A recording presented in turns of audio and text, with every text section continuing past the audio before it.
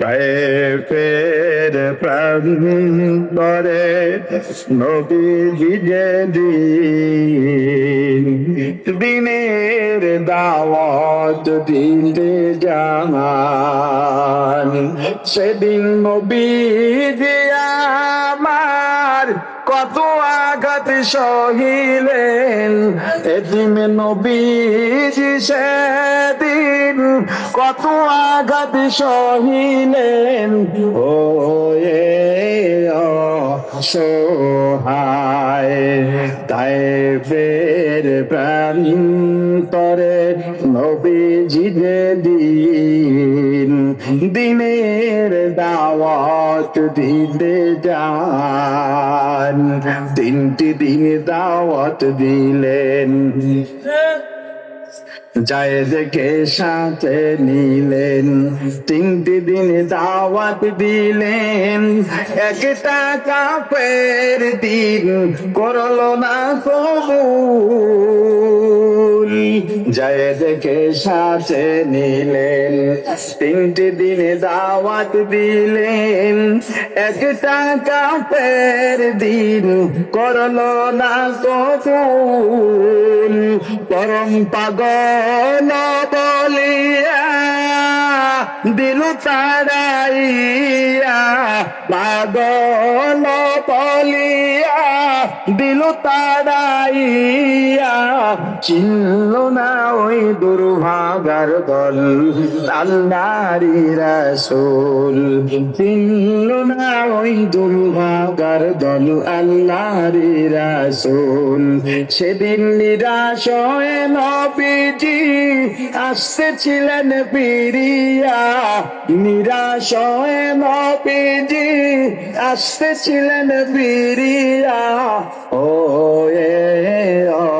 অসহায় তায়েফের প্রান্তরে নবীজি যেদিন দিনের দাওয়াত দিতে যান, ফলাইয়া দেওয়া হয়েছিল।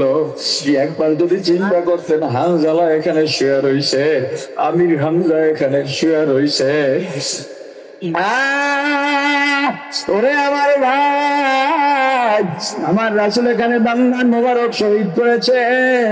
যাওয়ার জায়গা ছিল না, দৌড়ে গেছেন ডান দিকে যে উহুদের পাহাড়, ওখান থেকে উহুদের পাহাড় ভাগ হয়ে আমার রাসূলকে আশ্রয় দিয়েছেন। আমার রাসূল বলে দিয়েছেন উহুদ আমাদের সঙ্গে জান্নাতে যাবে, কারণ উহুদ আমাদের ভালোবাসে, আমরা উহুদকে ভালোবাসি। ওই কবরস্থানের পাশে দাঁড়াইয়া কোনো মুমিন চোখের পানি ধরে রাখতে পারার কথা নয়, কিন্তু দাঁড়াইয়া দাঁড়াইয়া দেখছি তো ঘুরছি, দেখছি মানুষগুলো শুধু ভিডিও নিয়ে ব্যস্ত থাকে, আবেগ নাই, ভালোবাসাও নাই। আমার রাসূল কোন কষ্টের মাধ্যমে এত সুন্দর দিন আমাদের জন্য উপহার রেখে গেলেন। ওরে ভাই, মক্কা থেকে তায়েফ যাওয়া দেখার জন্য, ওই তায়েফ মক্কা থেকে 80 কিলোমিটার দূরে, পুরা জায়গাটা উঁচা, মক্কা থেকে তায়েফ পুরাটা উঁচা। ওই তায়েফের ময়দানে যাইতে আমার রাসূলের কত কষ্ট হয়েছে একবারও তুমি চিন্তা করো নাই। এখন তো রাস্তা বানানো হয়েছে, গাড়ি শক্তিশালী না হইলে হিট হয়ে যায়, গাড়ি অফ হয়ে যায়, চলতে পারে না। প্রোফাইল গাড়ি নিয়ে যাওয়া লাগে, ডাবল গিয়ারের গাড়ি নিয়ে যাওয়া লাগে। তখন আমার রাসূল কিন্তু মিডল ইস্টের যত পাহাড় আছে বেশিরভাগ পাহাড় দেখবেন এখনো দেখা যায় না, পাথর চারদিকে ফোটার, সব পাথরের পাহাড়, পাথরগুলো চারিদিকে ট্রেনের মধ্যে ধান। এখন তো অনেক সংস্কার হয়েছে, ওই সময় আমার রাসূল কোনো ঘোড়াও নেন নাই, কোনো গাধাও নেন নাই, কোনো উটও নেন নাই। আমার রাসূলের খাদেম বালক পুত্র আজাদ মৃত গোলাম হযরত যায়েদ রাদিয়াল্লাহু তাআলা আনহুকে নিয়ে সেখানে গেলেন। আমার রাসূল চিন্তা করছেন, রাসূলের সঙ্গে দুধ মায়ের একটা সম্পর্ক ওখানে আছে, এবং তার শ্বশুর বাড়ির দিকের আত্মীয়ের একটা ব্যাপার আছে। আমার রাসূল চিন্তা করছেন, তায়েফে গেলে আমার কথা কেউ পালাইতে পারবে না, আমার রাসূল সেখানে গিয়া 3 দিন থেকে মতান্তরে 10 দিন, এর মধ্যে একটা সময় গোপন ছিলেন। 10 দিন বা 3 দিনের মাথায় তায়েফ শহরের মধ্যে রাসূল দাঁড়াইয়া সবাইকে বললেন, আমি মুহাম্মদ ইবনে আব্দুল্লাহ, আমি আহমদ ইবনে আব্দুল্লাহ, আমি আজকে তোমাদের কাছে একটা দাওয়াত দিয়ে আল্লাহ আমাকে রিসালাত দান করেছেন। তোমরা মূর্তি পূজা ছেড়ে দাও, তোমরা আল্লাহর উপরে ঈমান আনো, তাওহীদের উপরে ঈমান আনো। একটা কাফের দিন কবুল না করে বরং আমার রাসূলকে তারা দেয়, হে মুহাম্মদ তুমি বাইর হও, তায়েফ থেকে বাইর হও, এখানে আর কখনো তুমি আসবা না।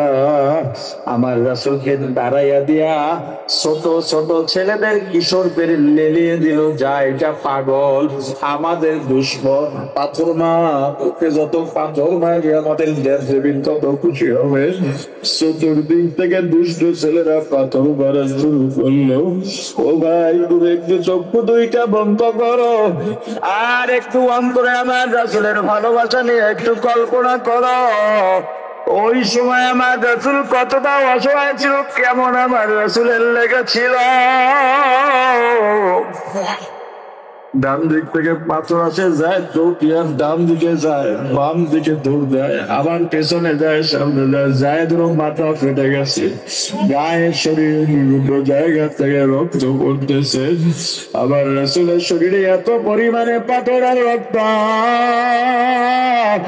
স্রোতের মতো রক্ত পড়তে পড়তে পা মোবারকের সঙ্গে জুতা রক্তের কারণে আটকে গেছে। আমার রাসূল আর হাসতে পারেন না, হাঁটতে পারেন না, কাফেরেরা পিছন থেকে ধাক্কা মারে, এবার রাসূল উপর হইয়া পড়েছে। ও রাসূলের উম্মত, ওই রাসূলের আদর্শ তোমার ভালো লাগে না? বলো আমাকে, রাসূল কি রওজায় আছেন তোমার আমার মতো নেমো খারাপ উম্মত দেখার জন্য? যেই রাসূল এত কষ্ট করলেন, ওই রাসূলের সামনে তুমি এই অবস্থা নিয়ে কেমনে দাঁড়াইবা বলো? আমার রাসূল আবার একটু উঠতে চান, সোজা হইয়া দাঁড়াবার আগে আবার হাতটা দিয়া ফলাইয়া যায়। তায়েফের প্রান্তরে নবীজি যেদিন দিনের দাওয়াত দিতে যান, সেদিন নবীজি আমার কত আঘাত সহিলেন, এদিন নবীজি সেদিন কত আঘাত সহিলেন। ও অসহায় তায়েফের প্রান্তরে নবীজি যেদিন দিনের দাওয়াত দিতে যান, 3টি দিন দাওয়াত দিলেন,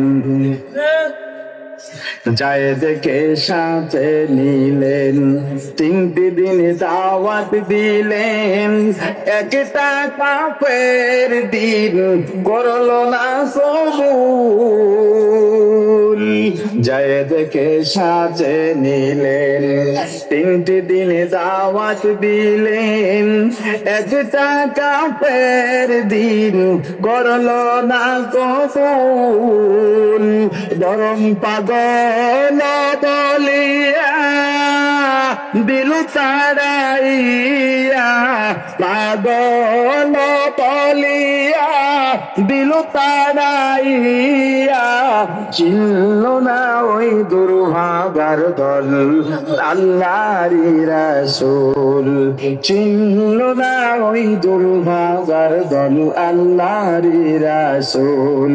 সেদিন নিরাশ হয়ে নবীজি আসতেছিলেন ফিরিয়া, নিরাশ হয়ে নবীজি আসতেছিলেন ফিরিয়া। ও অসহায় তায়েফের প্রান্তরে নবীজি যেদিন দিনের দাওয়াত মত দিতে যায়।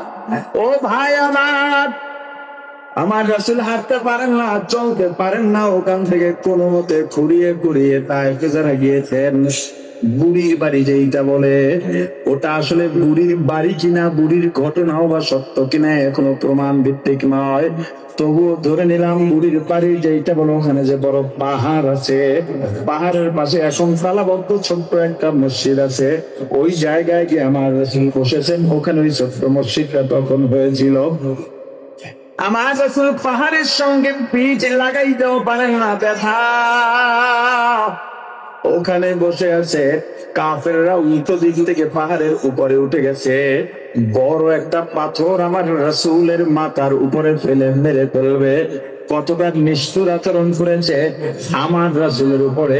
যেই রাসূলের উম্মত হইয়া দুনিয়ায় আসলাম, উম্মত হওয়ার সৌভাগ্য অর্জন করলাম, কিন্তু আল্লাহ জানায় দিলেন এ দুনিয়ার নাফরমানেরা, ষড়যন্ত্রকারীরা ভালো করেছে।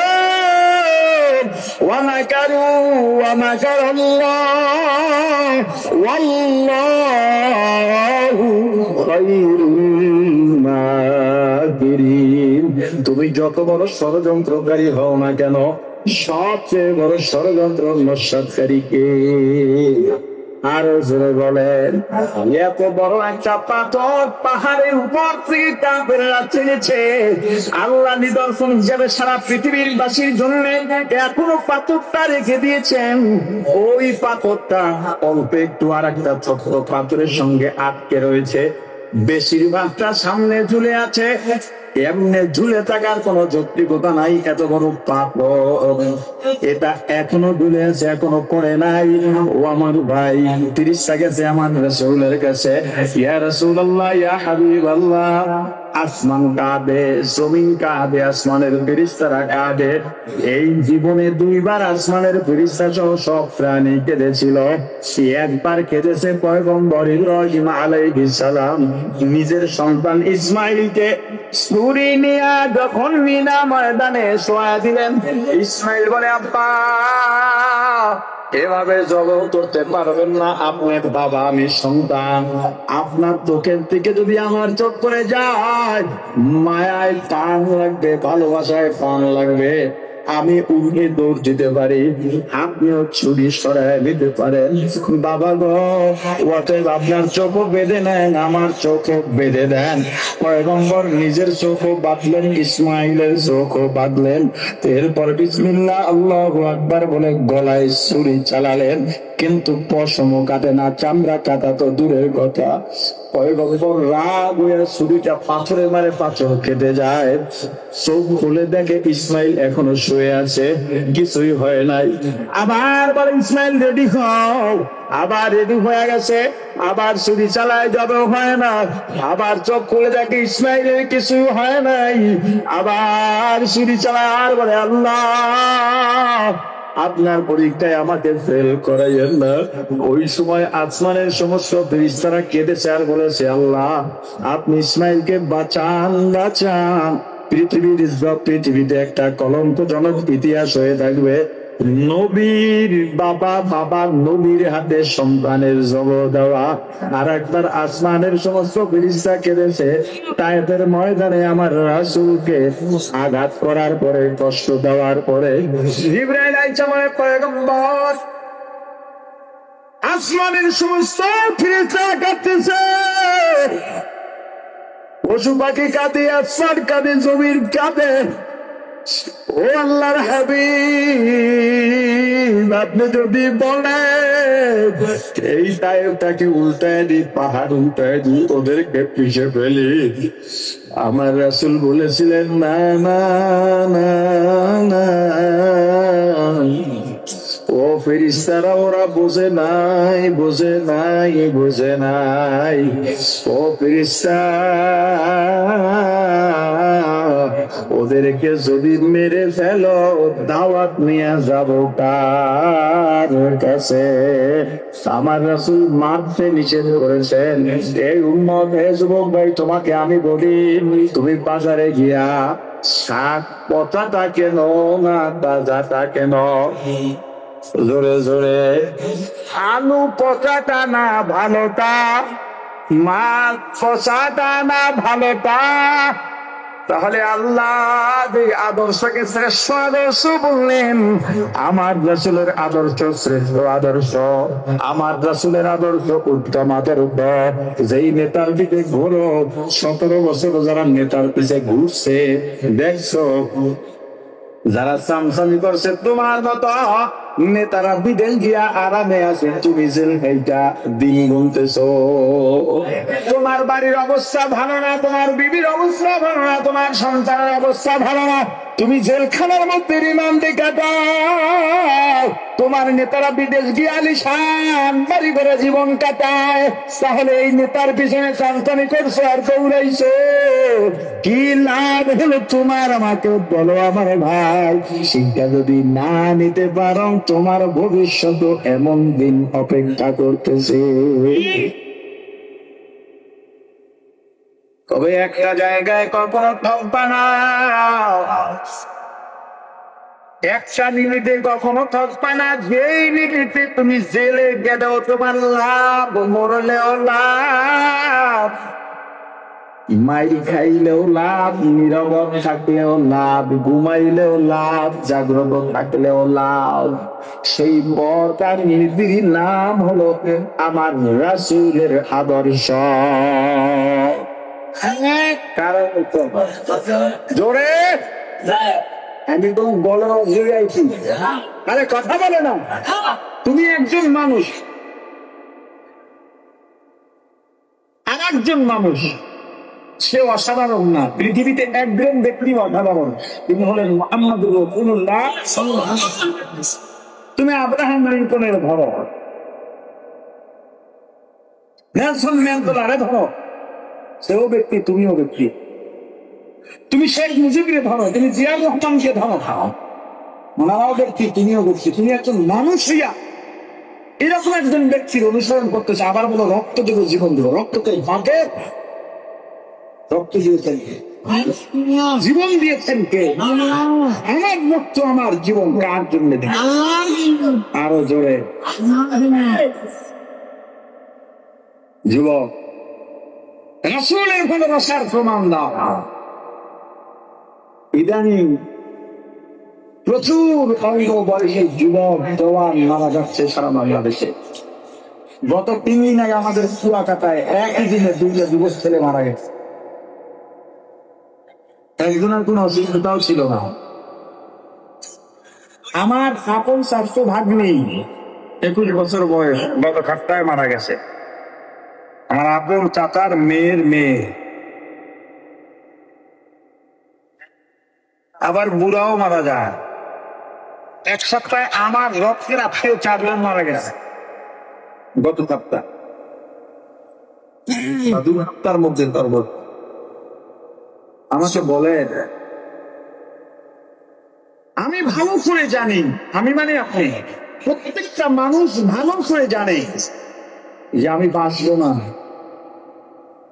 এরপরেও মরিচিকার কথা বলবো না। ইসলাম তোমাকে মানতেই হবে, এর বাইরে যাওয়ার কোনো সুযোগ নাই। কিরে যুবক, খারাপ লাগে? চিন্তা করো, হুজুর আমার নেতার নাম ধরে এমনি একেবারে কনকান। তোমার নেতারে তো তুমি নবী বানায় হয়েছে, তার যৌক্তিক সমালোচনা তোমার শুনতে ভালো লাগে না। তুমি আবার বলো তোমার নেতার নাম নেয় নাকি নিশ্চয় পবিত্র হইয়া যায়। তুমি আবার এর বলো তোমার নেতার নাম নিলে নাকি উঁচু করা লাগে। আর বাবা জানি রাগ রাগ হইলেও বাকি বহু বছর পর লক্ষ্য করে আইছি, দূরে মা মিলে যাই বহু বছর পরে দুজনের কথা কয়ে দেওয়া দরকার না। আমি একটু যুবকদের দেখতে চাই। যুবক যুবক যুবক হাঁটু কর, একটু দাঁড়াও, যুবকরা দাঁড়াও।